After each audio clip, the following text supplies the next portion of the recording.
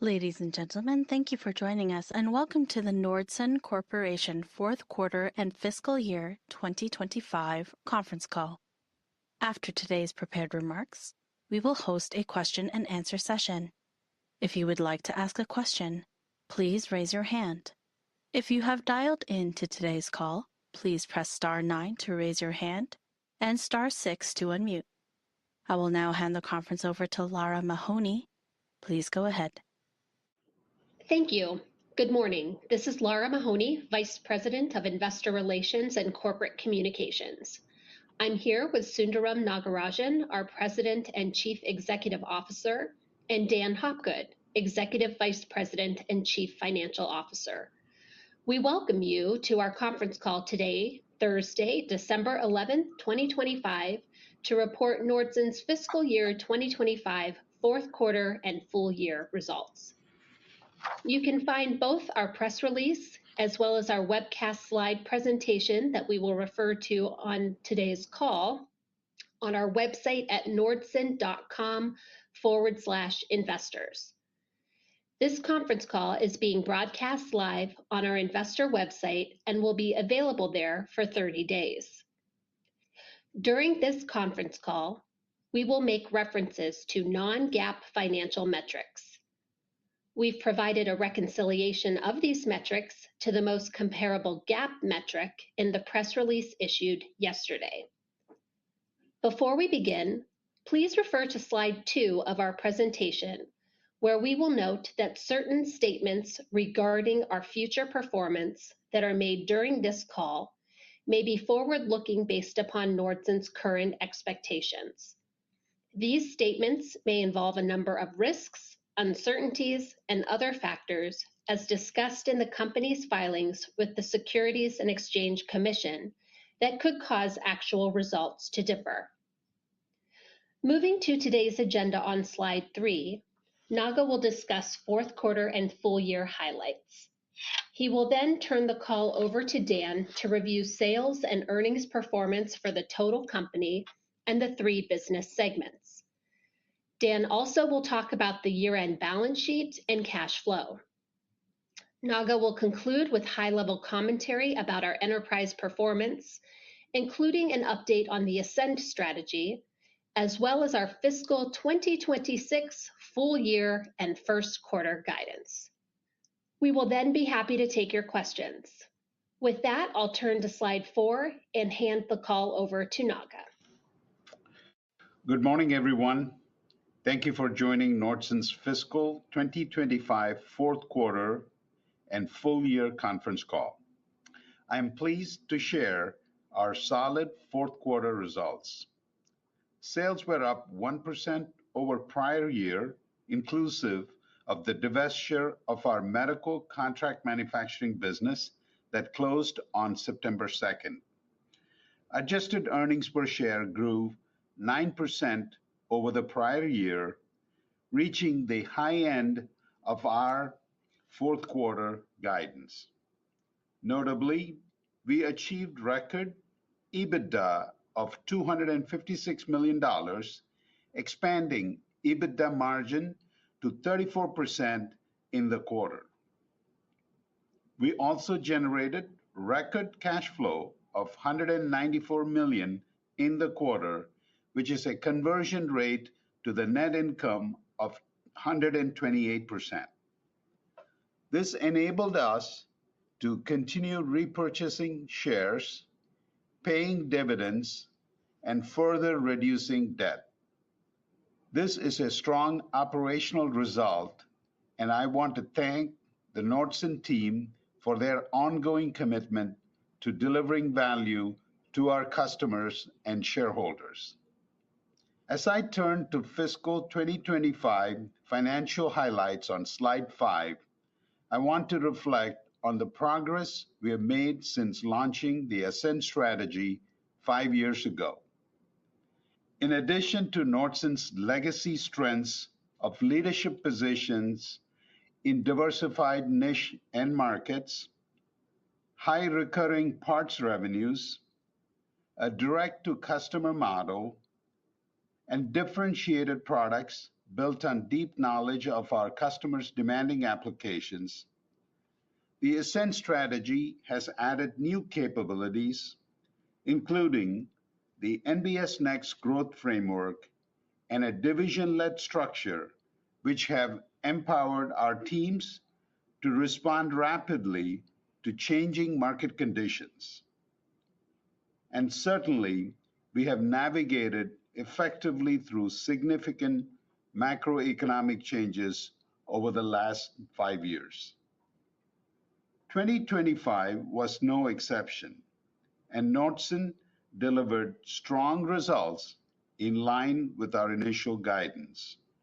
We achieved record sales of $2.8 billion, up 4% from last year.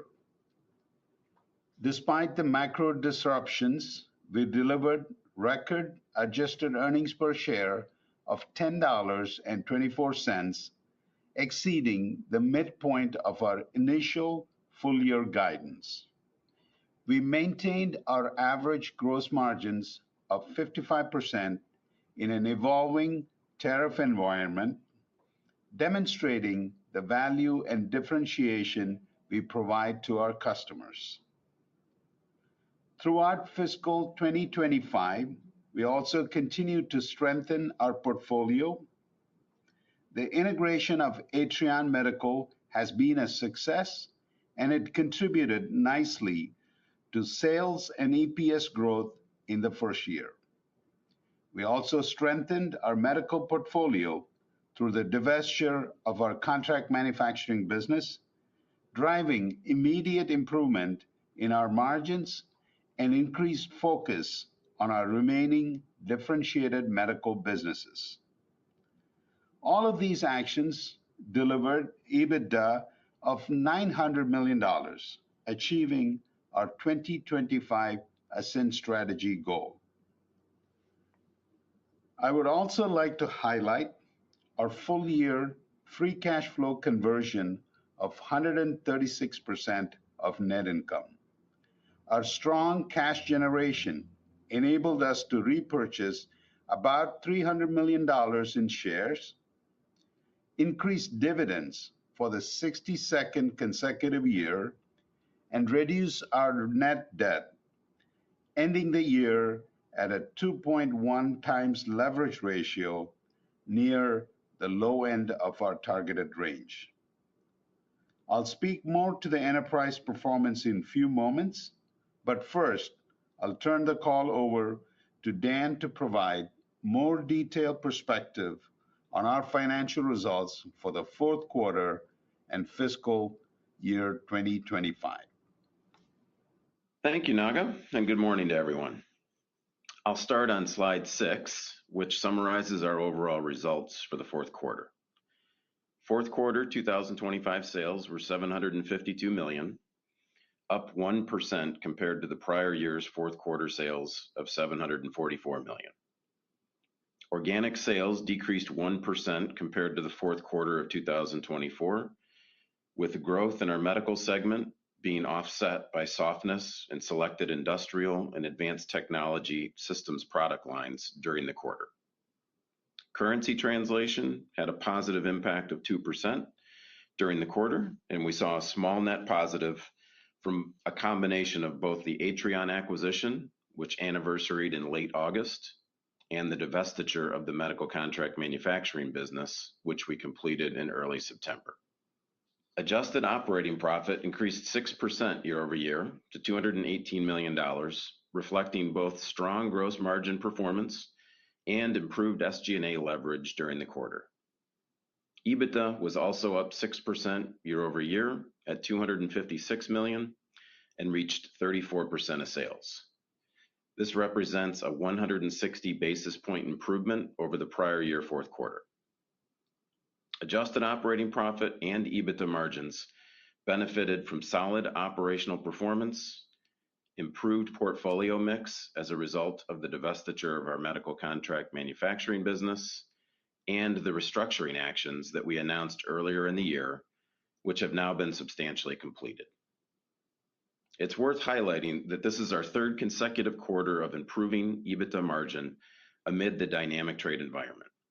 This is a testament to our ability to execute and deliver operationally in dynamic times, while also creating value through strategic M&A activity. If we look now at non-operating income and expense during the quarter, interest expense improved $4 million year over year, driven by reduced leverage and a stable to declining rate environment.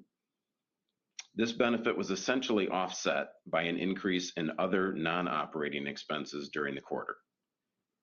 Tax expense was $31 million in the fourth quarter for an effective tax rate of 17.1%. This brings our full year tax rate to 18.9%, which is slightly better than our original guidance range for fiscal 2025. All of this resulted in GAAP net income that totaled $152 million, or $2.69 per diluted share. Excluding non-recurring acquisition and restructuring related expenses, as well as charges associated with the exit of the medical contract manufacturing business, adjusted earnings per share totaled $3.03 per share, a 9% increase over the prior year and 8 cents above the midpoint of our quarterly guidance, reflecting our strong operational performance during the period. Not only was this a strong year-over-year improvement in earnings, but on a dollar basis, it also represents a quarterly record for the company. Now let's turn to slides 7 through 9 to review our fourth quarter segment performance. Industrial Precision Solutions sales of $362 million decreased 2% compared to the prior year fourth quarter. Organically, IPS was down just under 4% in the quarter, with currency providing a favorable impact of about 2%. Although it was another quarter of improvement sequentially, year-over-year declines in our polymer processing product lines and some smaller reductions in our industrial coating systems outpaced solid growth in precision agriculture and packaging product lines. For both polymer processing and industrial coating systems, we see continued signs of stabilization and improvement in our backlog and order rates. So these areas should no longer be a drag on results heading into the first quarter of fiscal 2026. EBITDA for the quarter was $137 million, or 38% of sales, reflecting consistent and strong operational performance on slightly lower sales volumes during the quarter. Turning to slide 8, you'll see Medical and Fluid Solutions sales of $220 million increased 10% compared to the prior year's fourth quarter. Organic sales volume was up nicely at 7%, driven by broad-based demand across all of our product lines. I think it's fair to say that the destocking that was impacting our interventional product lines is now fully behind us, and we see good, stable demand in our order books heading into the new year. The final acquisition impact from Atrion, net of the sales reduction from divesting our medical contract manufacturing business, added a net 2% to sales during the quarter. After a successful year one integration, it's also worth noting that Atrion is now contributing nicely to organic growth that we achieved during the quarter. Finally, currency had a modest favorable impact on the overall sales versus the prior year. EBITDA for the quarter was $88 million, or 40% of sales, which is an increase of 21% compared to the prior year EBITDA of $72 million, or 36% of sales. This was a fantastic result, with EBITDA margins up 380 basis points versus the prior year. While a big part of the margin improvement in the quarter is driven by the divestiture of our contract manufacturing business, our teams also continue to execute quite well and are now fully benefiting from the normalization in demand. Turning to slide 9, you'll see Advanced Technology Solutions sales of $171 million decreased 4% compared to the prior year's fourth quarter. This change included a decrease in organic sales volume of roughly 5%, with a small positive currency benefit. The year-over-year organic sales decline was driven by weakness in X-ray systems demand. We continue to see strong growth in electronic dispense product lines, and stable demand for optical, acoustic, and other product lines, but these were overshadowed by near-term weakness in X-ray systems during the quarter. As a reminder, our ATS revenue tends to be a bit lumpy quarter to quarter based on systems delivery. That said, we continue to see strong underlying momentum in our ATS end markets despite the lower year-over-year result in the fourth quarter. Fourth quarter EBITDA was $43 million, or 25% of sales, a decrease of 10% from the prior year fourth quarter EBITDA of $48 million, or 27% of sales. The decrease in EBITDA margin was reflective of lower sales volume and some unfavorable product mix during the quarter, with stable underlying product line performance. Now turning to slide 10, I'd like to make a few comments on our full year results. As Naga mentioned, fiscal 2025 full year sales were a record $2.8 billion and an increase of 4% year on year. Our acquisition and divestiture activity added a net 6% to sales for the year, while organic sales were down roughly 3% and currency was a modest benefit. Looking back at the full year sales result, organic sales were really weighed down by three specific areas: polymer processing systems, our automotive related systems, and selected X-ray inspection applications. In all cases, the core fundamentals of these businesses remain strong, and as we exit the year, we see good stability in our backlog and order rates, meaning we've seen the trough. EBITDA for the full year increased 6% to a record $900 million, or 32% of sales. This reflects a full year incremental EBITDA margin of 49% and marks the fifth consecutive year that the Ascend strategy has delivered strong EBITDA growth. This results in GAAP diluted earnings per share of $8.51 for the year and adjusted diluted earnings per share of $10.24, both up 5% from the prior year and representing a new record for adjusted diluted earnings per share. In a year that's been full of surprises, we're quite proud of these results, and we like where we're positioned heading into fiscal 2026. Finally, turning to the balance sheet and cash flow on slide 11. At the end of the fourth quarter, we had cash on hand of $108 million, and net debt was approximately $1.9 billion, resulting in a leverage ratio of 2.1 times, a significant reduction from where we started the year. While we did benefit from roughly $30 million in net proceeds from the contract manufacturing sale, our free cash flow really enabled this debt reduction. And our free cash flow generation remains quite strong, an annual record of $661 million and a cash conversion rate of 136% on net income. This strong cash conversion was primarily driven by targeted improvements in working capital, which is an area that we remain focused on. As a result of our strong free cash flow during the year, we were able to repurchase approximately $300 million in shares, reduce our net debt by about $224 million, and pay $179 million in dividends, while continuing to invest approximately $60 million in capital projects to drive organic growth. This positions us quite well heading into 2026 for continued returns to shareholders, with plenty of firepower to continue to add attractive assets to the portfolio. In summary, we had another strong operational quarter, and we finished the year strong, exceeding our original profit commitment for the year, despite a very dynamic macro environment.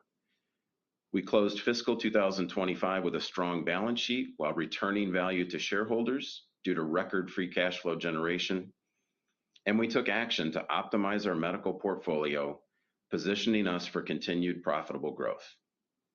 As we enter fiscal 2026, with our key market headwinds behind us, we're well positioned to capitalize on profitable growth opportunities, and we're confident in our ability to convert those opportunities to bottom line results and value.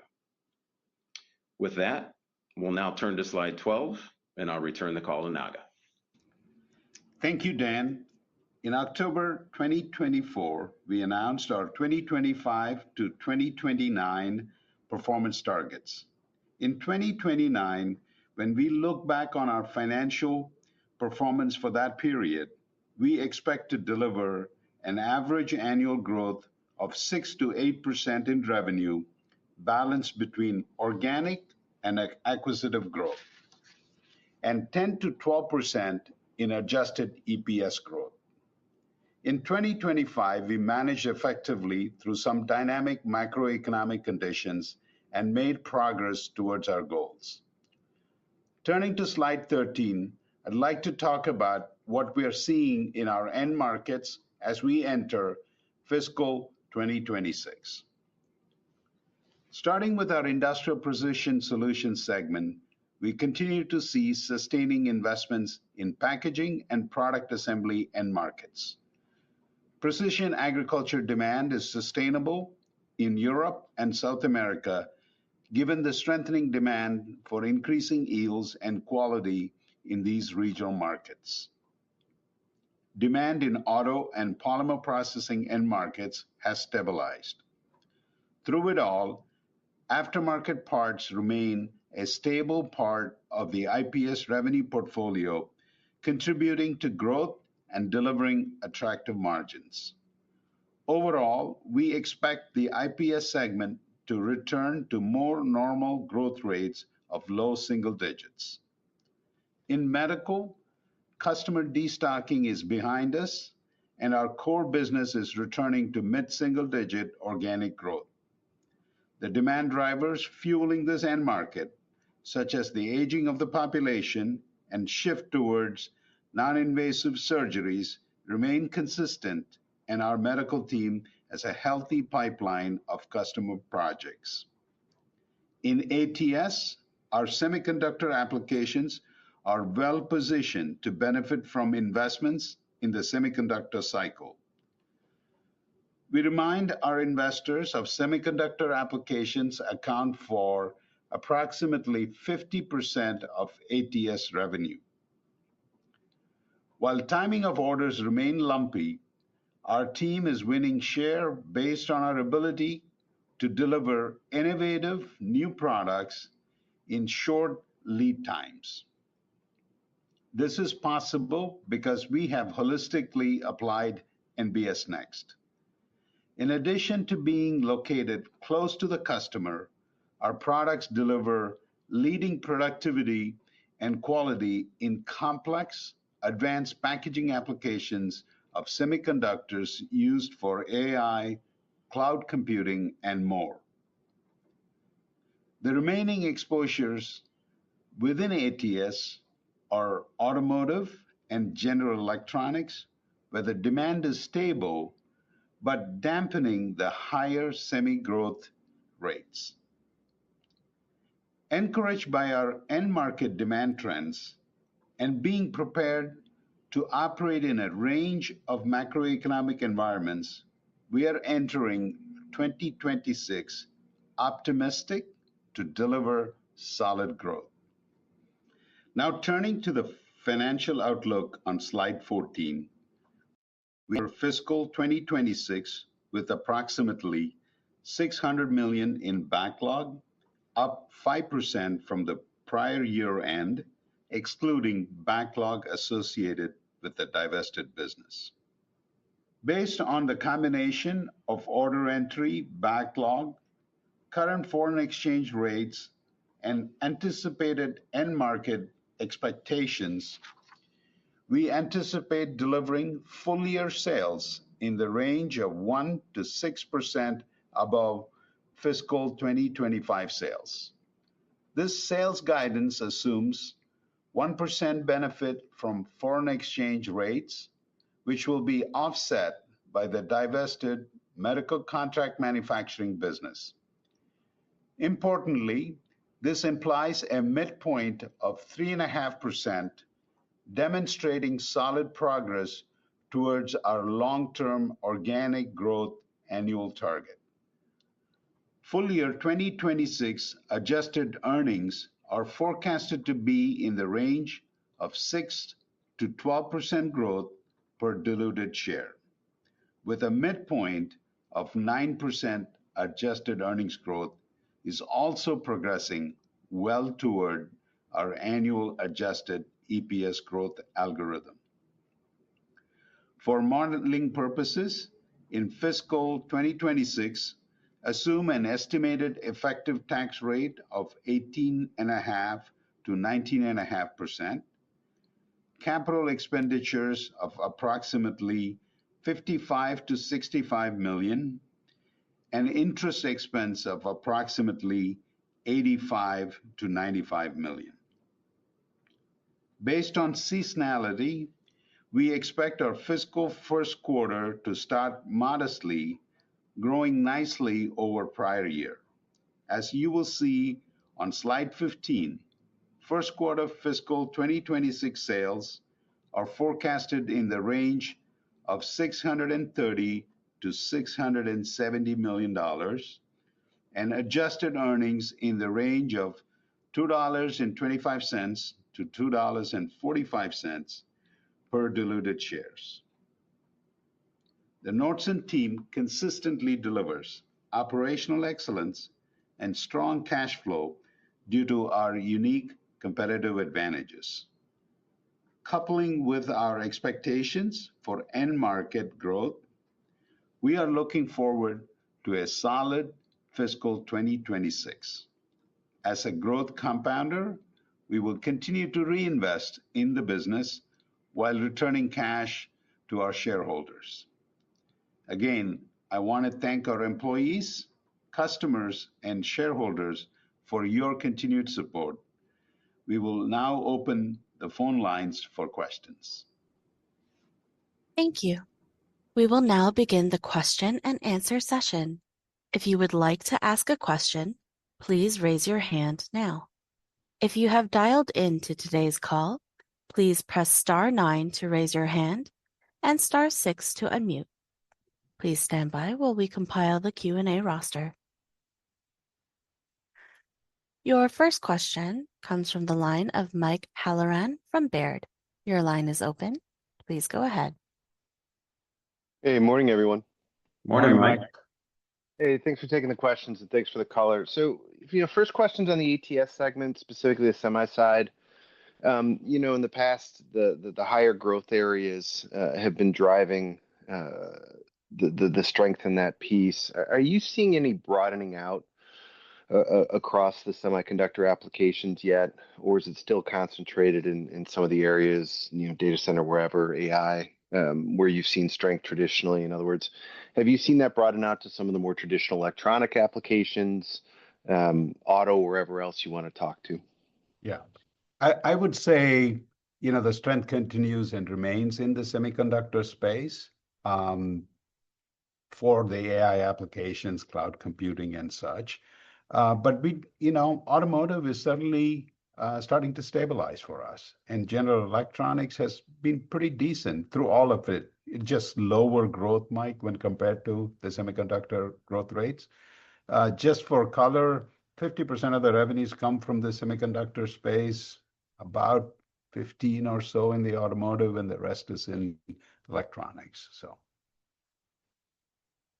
Okay. And then on the margin side of things, maybe just some help on trajectory into this year. Very robust margins, particularly MFS this quarter. Is this the right zone to think about sequentially as we work through the year next year, or any one-offs? In other words, are these the right margin levels to build off of? Are these the representative margins to build off of, adjusting for revenue levels as we work through 26? Yeah, no, it's a good question, Mike. I would say, as I look at IPS and ATS, I think, certainly the right jump off point and in line with historical performance. On the medical side, we had a really strong quarter. I don't know that 40% plus is the right way to think about it. I think we're very comfortable maintaining the upper 30s in our medical business. They had a really strong performance this quarter. Certainly, I wouldn't expect a lot of degradation, but there were some strong benefits associated with the portfolio changes that we made, as well as some operational tailwinds that we had. And so I think the upper 30s in the medical is certainly sustainable. 40% is a bit of a notable achievement this quarter. One thing I would add, Mike, is that, think of 100 basis point improvement for the segment margins with the action of the divestiture is maybe the way to think about it. Yeah. Okay. That's super helpful. Thanks, everybody. Yeah. Your next question comes from the line of Jeff Hammond with KeyBanc. Your line is open. Please go ahead.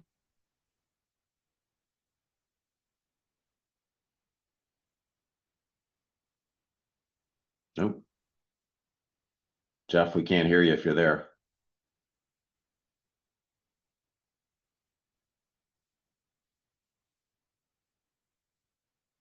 I think we might have had a technical difficulty. Jeff's not coming through. You guys, can you hear me? There we go. We can.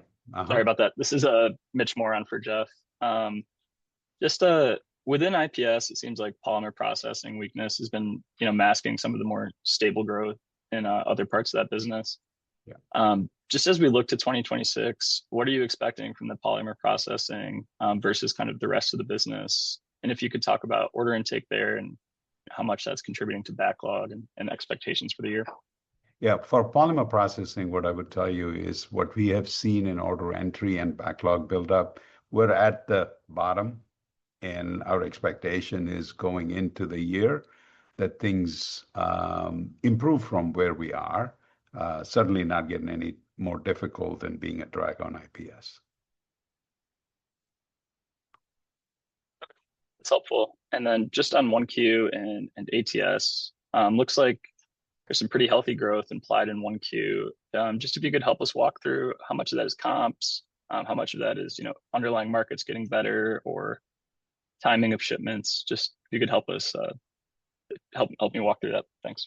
Yeah, no, happy to add some color. I would say from a demand standpoint, we see good underlying stable demand and growth, as Naga mentioned, particularly in the semi space, but also good, stable, ongoing growth in the electronics, automotive, and general electronics space. As you think about first quarter, as you'll recall, we did have a slow start to the year in ATS last year. And so there are some favorable comps year over year. And that's driving part of the performance in Q1. As we sit here today, entering the year, we're in a much stronger position from a backlog standpoint from where we started the year last year. So we're off to a good start, I would say, certainly for the first quarter. Some of that is the prior year comp, but really it's really driven by ongoing demand, and a stronger backlog entering the year is really the big driver. Great. Thank you. Your next question comes from the line of Matt Summerville with D.A. Davidson. Your line is open. Please go ahead. Can you guys hear me okay? Yep. Yes, we can. Okay. Morning. Okay, perfect. So can you put a little bit of a finer point on what you're seeing with respect to X-ray inspection in the sense that I would imagine if a lot of the semi-driven growth is being steered by AI, cloud, kind of the more technologically rich chip architectures, I would think the pull-through in almost more of a real-time pull-through on X-ray would be more pronounced maybe than what you're seeing. So can you kind of talk about why the two pieces of the business may be decoupled, whether you think that's sort of temporary? Just kind of walk me through that, again, specifically focused on X-ray, and then I have a follow-up. Sure. On the X-ray side, think about X-ray. It has great exposure to our semiconductor, but it also has a pretty solid exposure to automotive. So some of these differences you're seeing in X-ray when compared to EPS, you also can attribute to some of the automotive exposures we have in that business. We certainly like the trends that we're seeing in the business right now. We've got a number of new products that are launching. And so we are pretty excited about going into this year. I think X-ray begins to contribute to ATS's growth. The one other point that I would make for you on X-ray is that if you think about these composite structures that people are building, where you have both logic as well as memory on that. There are parts of that structure cannot be inspected with X-ray, right? There are parts that needs to be inspected with X-ray, and there are parts that cannot be. And for Nordson's position, we have both those technologies. So you typically use acoustic for memory, and you use more X-ray for you use X-ray for logic chips, right? So if you think about those two, we certainly benefit from them. But there is a transition in technology that is happening in testing as we speak, and we have some new technologies that we are testing right now, which certainly will have an impact, but probably not in 26, probably in 27. So overall, the X-ray business is in a good spot. Certainly did not contribute last year. Some of that is automotive exposure, but we feel like our X-ray business is in a good spot going into this year, and will contribute to growth in the ATS segment. And then just as a follow-up, with Atrion seemingly in a good spot, maybe just talk in a little bit more detail about M&A actionability from here on out at 2.1 times net leverage, and whether or not at 250-ish, wherever your stock's going to trade today, are you still a buyer in the open market? Yeah. I'll wait for that. I'll pass that part of that question to Dan. But first, let me take the M&A piece of it, right? Just as a reminder, Matt, you know this about us. Our goal with M&A remains the same as what we shared during our Investor Day, which is really adding highly differentiated businesses that are additive to the growth of the portfolio, right? That's while remaining strategically and financially disciplined. So that is the strategy. Nothing really has changed. We have a pretty healthy pipeline. We continue to be in part of processes. Obviously, in some cases, we're not successful because we choose to exit the process, or in some cases, that the project ideas did not meet our financial criteria or strategic criteria, right? So we continue to have a robust pipeline. We continue to work the pipeline. You did not see any actionability in 25, primarily because we didn't have projects that met both those things. And clearly, stock price was very favorable for us to, be supportive of our stock by buying back share. So Dan, let me have you address the last part of Matt's question.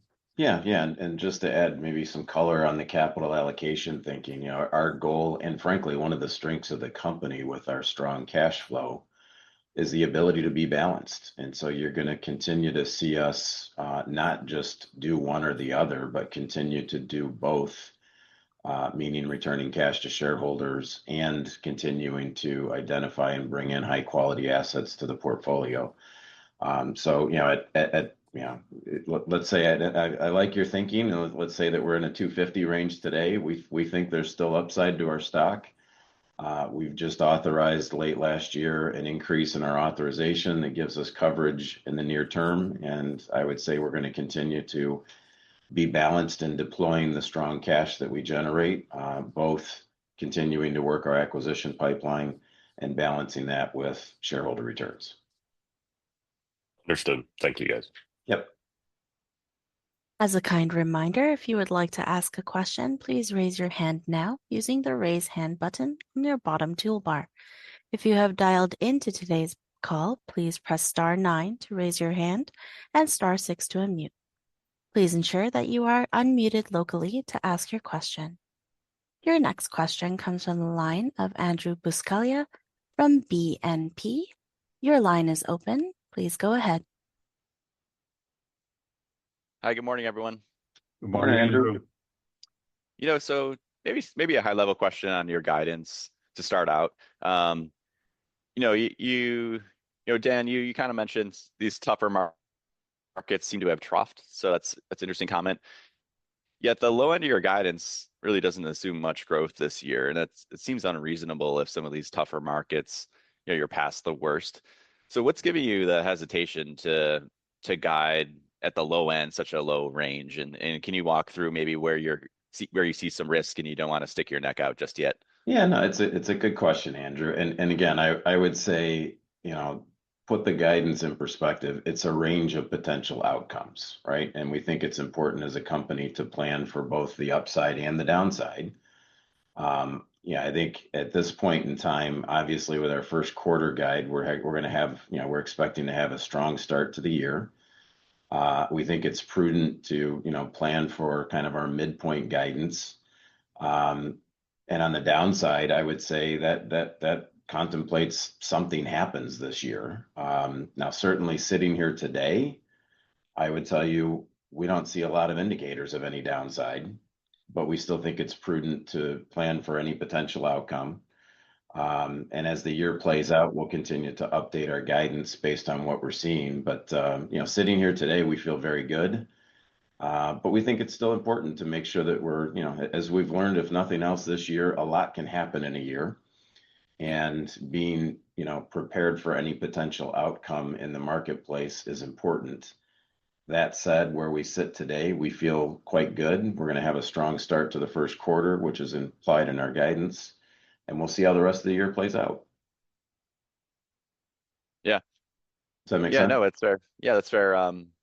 Yeah, and maybe focusing on your IPS market for a second. There's some enthusiasm amongst investors around, improving industrial production, PMI factors this year, especially if we don't have another tariff situation.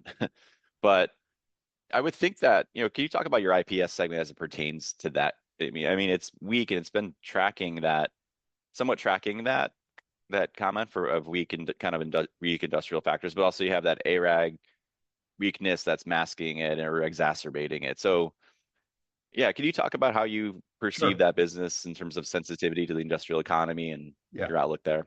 So if you think about, maybe just for a brief moment, talk about 2025 and then talk about 2026. If you think about 2025, the IPS segment was weighed down. The performance that is published in the print is weighed down by plastic processing and automotive, right? That kind of took away most of the progress that the team has been delivering in our core IPS businesses. And precision ag grew double digit in the year, right? So that is 2025.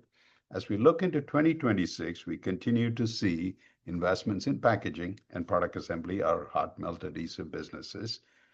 We feel very good about the order entry and the backlog in our precision ag businesses. Now, remember, precision ag for us is a European business. It's not a North American business. We are a market leader in Europe and in South America. So we see, we feel good about that. And if you think about our aftermarket parts, which is, upwards of 56% of this business revenue comes from aftermarket parts. So we feel really good about stable demand there, right? And then polymer processing is troughed, automotive is troughed. So any nominal recovery there is all upside to this business. So as we sit here today, this business getting back to GDP plus kind of growth is what we're planning for. Yeah, very helpful. Thanks, Naga. Sure. Your next question comes from the line of Chris Glynn with Oppenheimer. Your line is open. Please go ahead.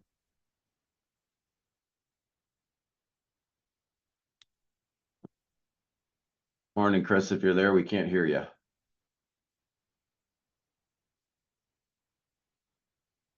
Oh, okay. I was showing unmuted and then it prompted me to unmute again and again. Can you hear me? We can. Okay, great. Just want to drill back down into, a little bit at the lower end.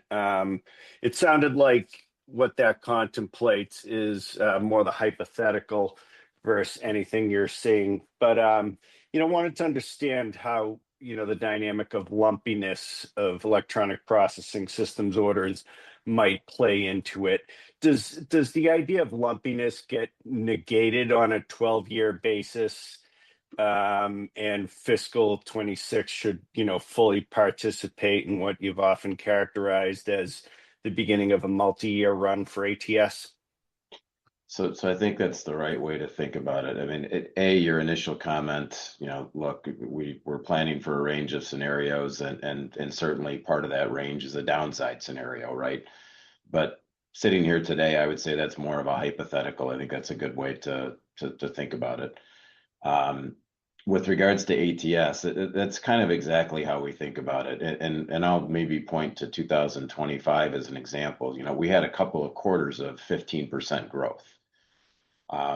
That's not necessarily a run rate on a 12-month basis. If you look at our full year, we grew our ATS segment about 4%. And so we expect good mid-single digit growth over, I think to your point, maybe a 12-month period is a good way to think about it.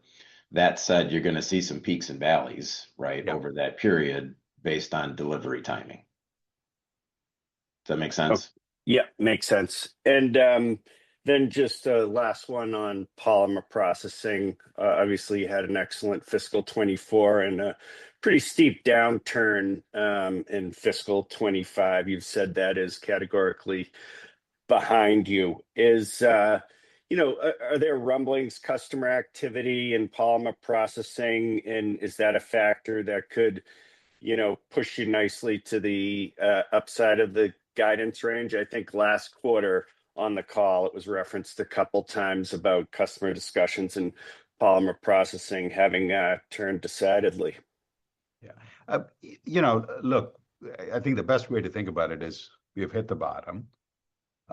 When we look at activity in the marketplace, on the system side of the business, we still seem to be in a good place. Order entry is starting to look good, starting to look at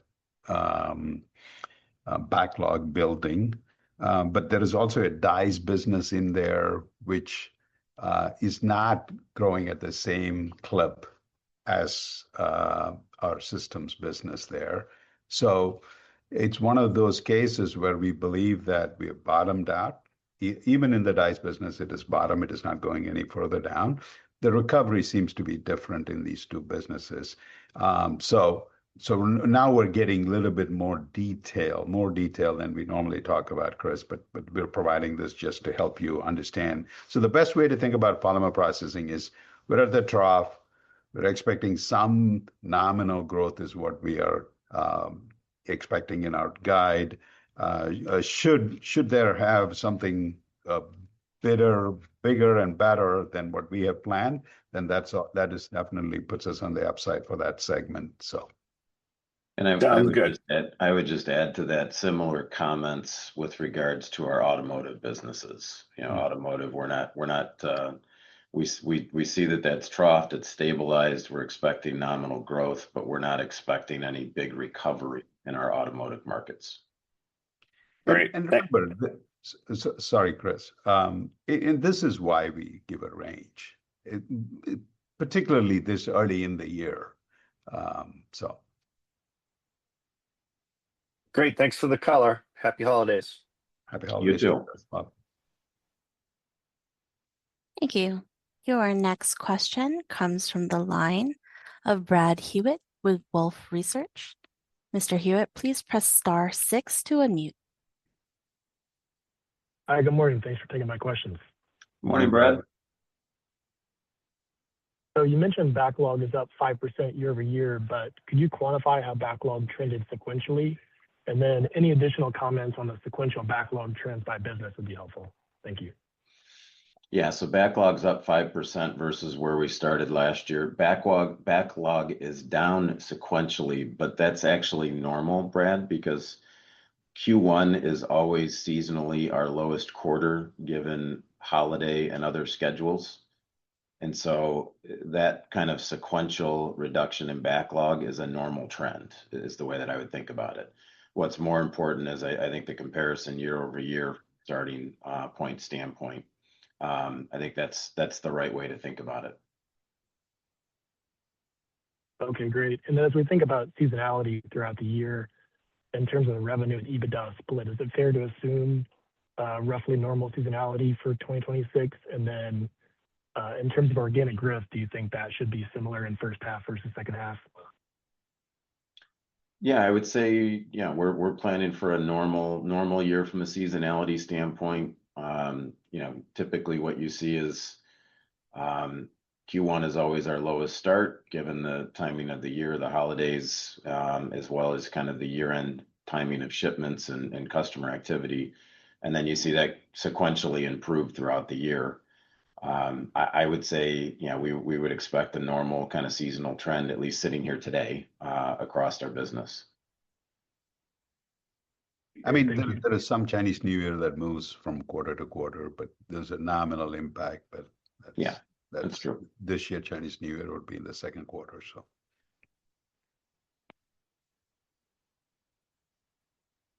Your next question comes from the line of Walter Liptak with Seaport Research. Your line is open. Please go ahead. Hi, thanks. Good morning, guys. Good morning. Hey, Naga, congratulations on the 5 years of NBS Next. And so I wanted to ask, as you look back, what do you think went best for you guys, and what was the toughest? And if I'm recalling, there was a little bit more of like a growth focus on your NBS Next. How do you feel about that now, and what should we be thinking about over the next 5 years? Yeah, no, thank you, Walt. If you think about NBS Next, and if I were just to sort of go back to where we started was the company's greatest opportunity was growth. And so really we structured NBS Next around how do we deliver on that great growth opportunity for Nordson. And it all started with strategic discipline. So if you think about how the company thinks about strategic discipline across all of our divisions, that is well potted down.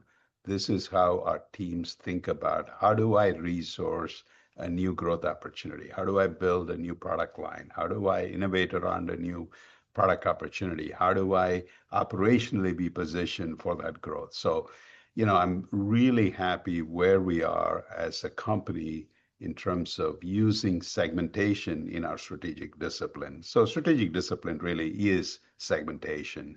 And so using segmentation, our teams identify the best growth. We have now beginning to holistically implement. I would say in terms of leadership level performance, this is sort of the process metrics we use within the company to say where we are at in the effectiveness. I would tell you we are halfway there is probably the best way to think about it. So we still have plenty of room left in terms of continuing to deliver growth with this framework. If you take the 5 years, take the first 2 years as the years when we, built this framework, deployed it, trained, getting really good at it. And the next 3 years is really starting to deliver results. If you think about EBITDA margins, we went from 27 to 30 in that first period. And then if you think about the next period where we're beginning to deliver growth results, the expansion from 30 to 32, right? So what you really see is the company using the framework to drive growth. Where we are today and where we have the greatest opportunity is over this period of time, the company's operational excellence have gotten really great. Innovation has gotten stronger, and commercial excellence is sort of where we're spending most of our time today. And so I'm super excited. The team is really working incredibly hard in sort of how we play in the markets we have chosen to play in. And so all of the work in the next couple of years is around commercial excellence, connecting the dots between segmentation, innovation, operational excellence, and commercial excellence. Okay, great. And on the profitability side, as you pointed out, the profits were good. Are we, what inning are we at now, do you think, with that, that operational EBITDA part of NBS Next? Yeah, so I guess what I would say, I'll go back to Naga's comments. Growth is our best opportunity as a company, and I think I would say that's where the margin enhancement comes from going forward, is continuing to effectively grow the organization and basically throwing off normal incrementals that will lead to natural margin accretion over time. That's our primary focus, and I think our best opportunity. That doesn't mean that there aren't things that we can, you can always improve your operations, you can always get better. But I would say our best opportunity is continuing to grow the organization and growing it more aggressively and allowing that to be basically your margin accretion.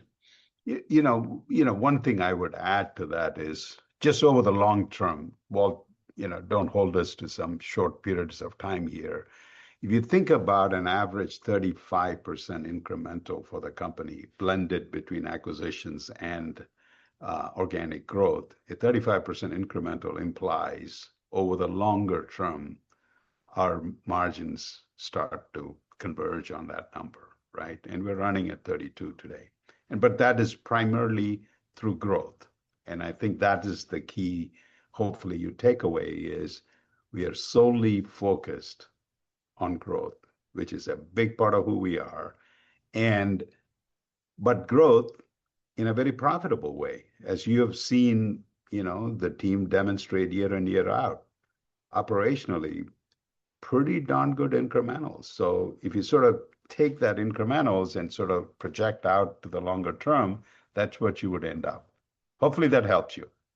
Okay, it does. Thank you. Your next question comes from the line of Robert Jameson with Vertical Research Partners. Your line is open. Please go ahead.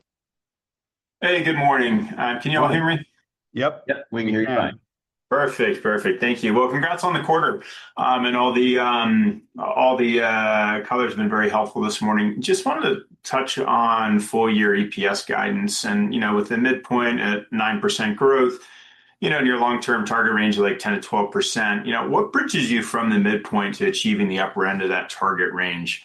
Would you expect that to be primarily operational execution, maybe some help from share repurchases, or are there potential upside scenarios in your end markets? And where do you think that might come from if we did see, that being the top end of the range being achieved?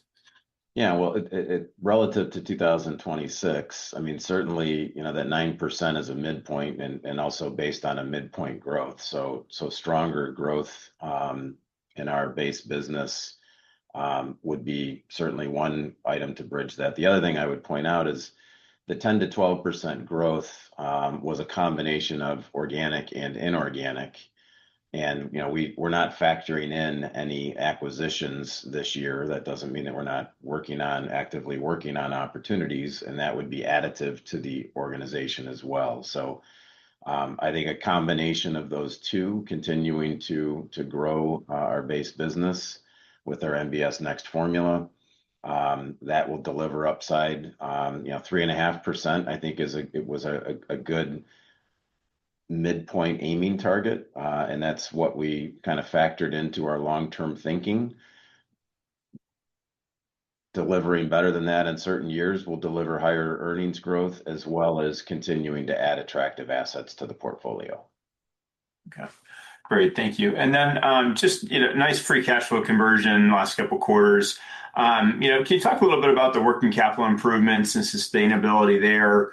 Have there been structural improvements there that would be able to for you all to sustain conversion above your long-term average rate? Yeah, no, it's been our teams have done some nice initial work. It's been really a targeted focus area for us, simply because we see it as an opportunity to continue to enhance our working capital utilization. I would tell you, not only is it sustainable, we think there's more opportunity ahead of us. And so we are certainly focused on that. And, I would expect us to continue to generate strong cash flow performance going forward. That's great. Thank you for taking my questions. There are no further questions at this time. I will now turn the call back to Naga for closing remarks.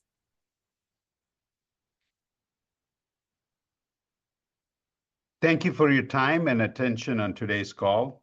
We're making great progress on the Ascent strategy, and we are positioned well to deliver solid growth in fiscal 2026.